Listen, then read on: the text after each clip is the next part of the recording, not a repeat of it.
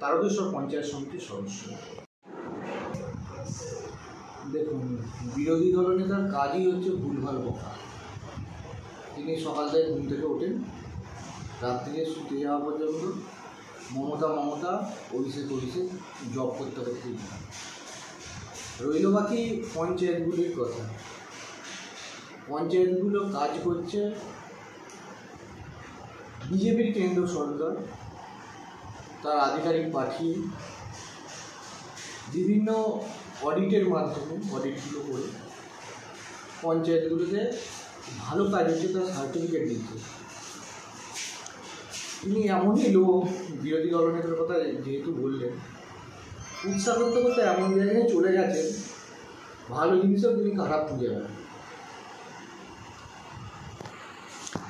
দেখুন, বাংলার মুখ্যমন্ত্রী মমতা বন্দ্যোপাধ্যায় প্রতিনিয়তই বাংলার মামাটি মানুষের কথা ভাবেন।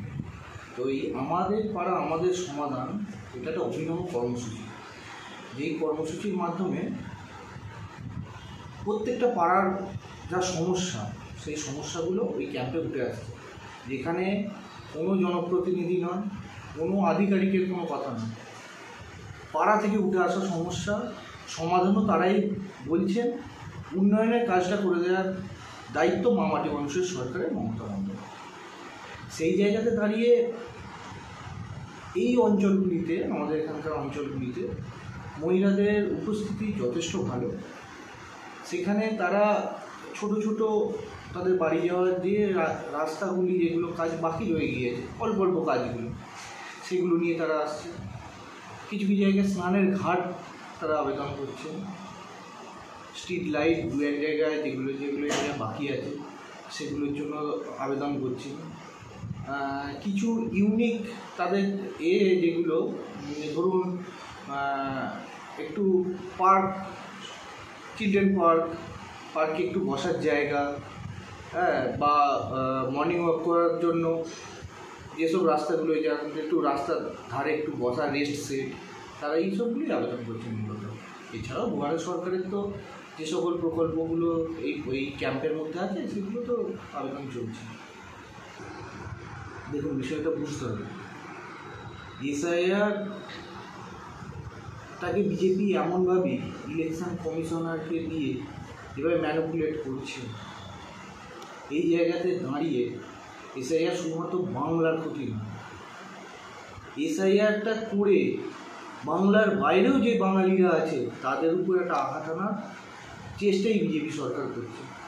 মূলত সাভারকারের দল তো, এখানে নেতাজি, বিনয় বাদল, দীনেশ, যে সকল বাঙালিরা স্বাধীনতা সংগ্রামের জন্য রক্তক্ষয় করেছেন, তাদের সাভারকারের দল বরাবরই ভয় পান, গডসের দল বরাবরই ভয় পান। তাই বাঙালির উপর অত্যাচার করার জন্য এই বাঙালিদের যদি রোহিঙ্গা, বাংলাদেশি এইসব দাঁড়িয়ে ভোটার লিস্ট থেকে বাদ দিয়ে যদি এনআরসি, এসআইআর তো অ্যাকচুয়ালি এনআরসিরই একটা রূপ। যেহেতু মমতা বন্দ্যোপাধ্যায় এনআরসি সিএ করতে দেবেন না বলে বাংলার মানুষকে সঙ্গে নিয়ে আন্দোলন করেছিলেন, সেই জায়গায় বিজেপি পিছু করেছে।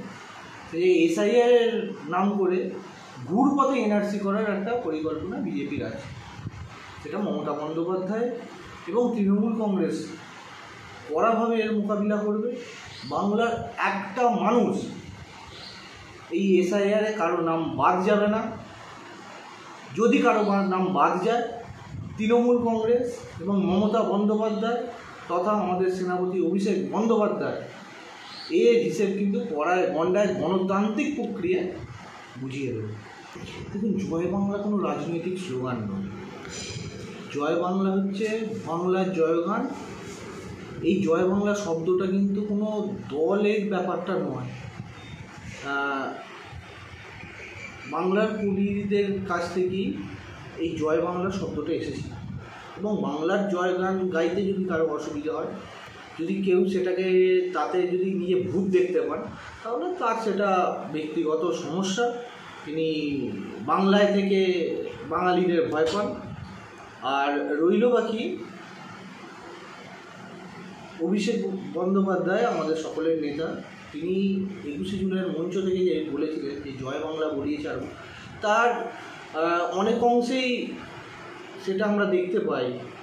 রাষ্ট্রপতি দ্রৌপদী মুর্মু মহাশয় পশ্চিমবঙ্গের মাটিতে এসে জয় বাংলা বলছে। আর সবচেয়ে বড় কথা, নরেন্দ্র মোদী আগের ইলেকশানে 21শে ইলেকশনের আগে পশ্চিমবঙ্গে এসেছেন, বারবার ভোট পাখি ওনারা আসেন, তখন জয় শ্রীরাম ধরে নিয়ে আসতেন। এখন শ্রী রামচন্দ্রকে তারা ছুটি দিয়ে মা দুর্গা মা কালীকে তিনি যখন আপন করে নিতে পেরেছেন, মমতা বন্দ্যোপাধ্যায় এবং অভিষেক বন্দ্যোপাধ্যায় যখন বলেছেন, তাদের মুখ থেকে আমরা 2026 সালে তারা যখন বিতাড়িত হবেন বাংলা থেকে এবং 250-এর উপর সিট নিয়ে যখন তৃণমূল কংগ্রেস মমতা বন্দ্যোপাধ্যায় যখন আবার মুখ্যমন্ত্রী হবেন, তখন বাধ্য হয়ে তারা এসে আবার জয় বাংলাই বলবে, বাংলার জয়গান তাদের দিতেই হবে। মালব্যবাবু আসলে প্রোপাগান্ডা ছড়ানো একটা লোক। হোয়াটসঅ্যাপ ইউনিভার্সিটি বিজেপির আইটি সেলের তিনি সম্ভবত সভাপতি। তার কাজই হচ্ছে বিভিন্ন প্রোপাগান্ডা ছড়ানো, মিথ্যে প্রোপাগান্ডা। সেই জায়গায় দাঁড়িয়ে মালব্যবাবু তো বাংলার কৃষ্টি সৃষ্টি সংস্কৃতি সম্বন্ধে তিনি জানেন না কিছু। অ্যাকচুয়ালি শিক্ষিত মানুষরা তারা কেউই এই বিজেপির নেতৃত্ব আসনে নেই। আমরা দেখেছি যখন তাদের নেতা যশস্বী প্রধানমন্ত্রী, তার যখন ডিগ্রি সার্টিফিকেট সাধারণ মানুষ যখন দেখতে চাইছেন, তখন বিভিন্ন এজেন্সিকে কাজে লাগিয়ে রায় বার করিয়ে দেওয়া হচ্ছে যে সার্টিফিকেট দেখানো যাবে না। তারা তো অতটা শিক্ষিত না। মালব্যবাবুর কথা, বাংলার কৃষ্টি সৃষ্টি সংস্কৃতি সম্বন্ধে তিনি কিছু জানেন না। হ্যাঁ, তাই তিনি এই বাংলার নামে অপপ্রচার করার জন্য এইসব ভুলভাল। দেখুন, বাংলা ভাষা আজকে এই বাংলা থেকেই রবীন্দ্রনাথ ঠাকুর নোবেল পুরস্কার দিয়েছে ভারতবর্ষে, অমর্ত্য সেন নোবেল পুরস্কার দিয়েছে। বাংলা থেকেই বিনয় বাদল, দীনেশ প্রফুল্ল চাকি থেকে শুরু করে নেতাজি সুভাষচন্দ্র বসু থেকে শুরু করে বিভিন্ন বিপ্লবীরা দেশ স্বাধীনের জন্য নিজেদের জীবন বলিদান দিয়েছে, আত্মবলিদান দিয়েছে। রাজা রামমোহন রায়ের মতো সমাজ সংস্কারক থেকে শুরু করে ঈশ্বরচন্দ্র বিদ্যাসাগরের মতো মনীষীরা এই বাংলায় জন্মগ্রহণ করেছে। সেই জায়গাতে বাঙালিকে কেউ যদি বলে পদদলিত করে রাখবে, তাহলে তাদের এটা ভ্রান্ত ধারণা। আর স্বরাষ্ট্রমন্ত্রী অমিত বাবু যখন সংসদে দাঁড়িয়ে এইসব কথা বলছেন, তার এইটুকু মনে রাখা উচিত যে বাংলায় লেখা জাতীয় সঙ্গীত সেটা হচ্ছে দেশের জাতীয় সঙ্গীত, বাংলায় লেখা গান সেটা দেশের জাতীয় সঙ্গীত। আগে তাহলে তো ওনাকে বলতে হয়, তাহলে তিনি জাতীয় সঙ্গীতের অপমান তিনি করছেন। যেহেতু বাংলাকে অপমান করছে, বাংলা ভাষাকে অপমান করছে, বাংলা ভাষীদের অপমান করছে, তাহলে তিনি জাতীয় সঙ্গীতেরই অপমান করছেন।